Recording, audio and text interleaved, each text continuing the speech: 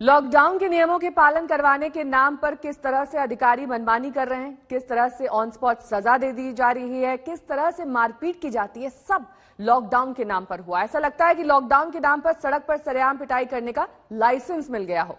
अफसरों की ऐसी मनमानी और लोगों के साथ मारपीट की तस्वीरें लगभग हर प्रदेश से आ रही हैं। सिस्टम को जेब में रखने की ठसक, कानून से खेलने की सनक,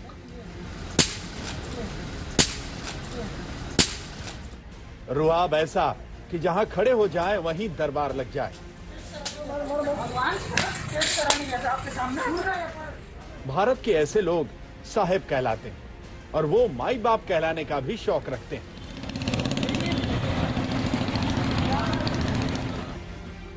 कुछ ऐसी ही ठसक छत्तीसगढ़ के सूरजपुर के तत्कालीन कलेक्टर राजवीर शर्मा की भी होगी। तभी तो सरेआम बाजार में एक युवक को थप्पड़ जड़ दिया। युवक के हाथ से छीनकर मोबाइल जमीन पर दे पटका।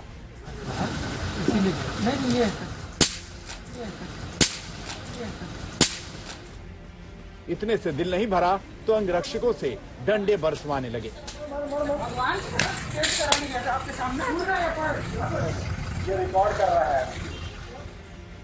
डीएम के बाद अब सूरजपुर के ही एसडीएम की भी हनक देख लीजिए।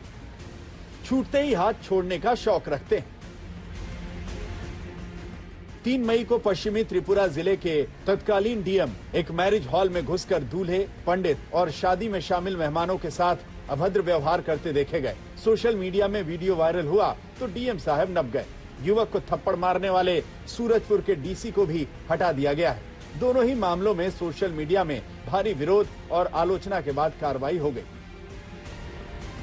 सर देखिए, कोई छोटा अधिकारी कुछ करता तो हम बड़े अधिकारी के पास जाते शिकायत करने के लिए। अब जिले के जो सबसे मेन मालिक हैं कलेक्टर साहब, वो ऐसा किए हैं तो किसके पास जा सकते हैं। सवाल यहाँ ये उठता है कि अफसर मनमानी क्यों करते हैं। आखिर उन्हें आम आदमी को मारने पीटने का अधिकार किसने दिया। वो अभद्र और संवेदनहीन क्यों दिखते हैं। अगर कोई नियमों का उल्लंघन करता भी है तो उस पर कानूनी कार्रवाई की जाए। हाथ छोड़ने का अधिकार कानून की किस किताब में दिया गया है। पुलिस कानून व्यवस्था के पालन के लिए जरूर है, लेकिन कानून और व्यवस्था को, कानून को अपनी जेब में रखने का अधिकार, अपने हाथों में लेने का अधिकार या अपने डंडे पर रखने का अधिकार उन्हें किसी ने नहीं दिया। ये मैं नहीं, पुलिस मैनुअल कहता है। यूपी के उन्नाव में पुलिस की हिरासत में एक सब्जी बेचने वाले युवक की मौत से बवाल मचा है। घर वालों ने पुलिस की पिटाई में युवक की मौत का आरोप लगाया है।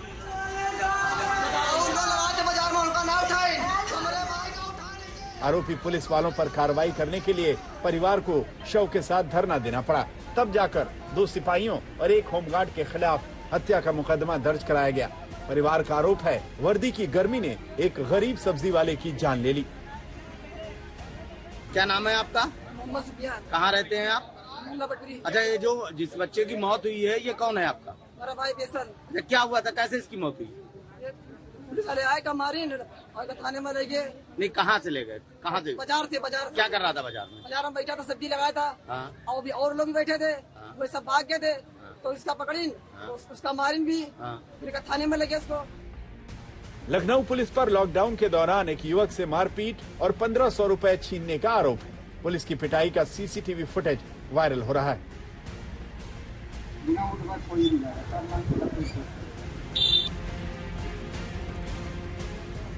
बिहार के गया की तस्वीर भी देखिए। लॉकडाउन उल्लंघन के नाम पर उठक बैठक कराते अफसर को परम आनंद आ रहा है।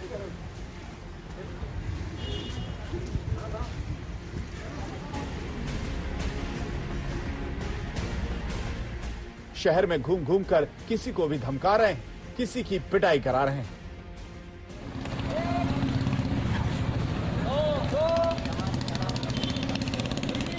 कोई संदेह नहीं कि विदिशा के इस पुलिस वाले को गिनती गिनाने में बहुत मजा आ रहा होगा। सरेआम चौराहे पर उठक बैठक की गिनती चल रही है। लोग कठपुतली की तरह आदेश का पालन कर रहे हैं।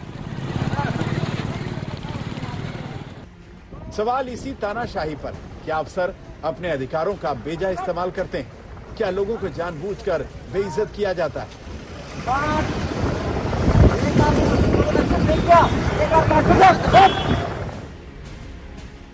क्यों जिस जनता की सेवा के लिए अफसरशाही का तंत्र खड़ा किया गया है, उसी जनता के प्रति तथाकथित इन जन सेवकों का व्यवहार निराशाजनक और सामंतवादी क्यों है?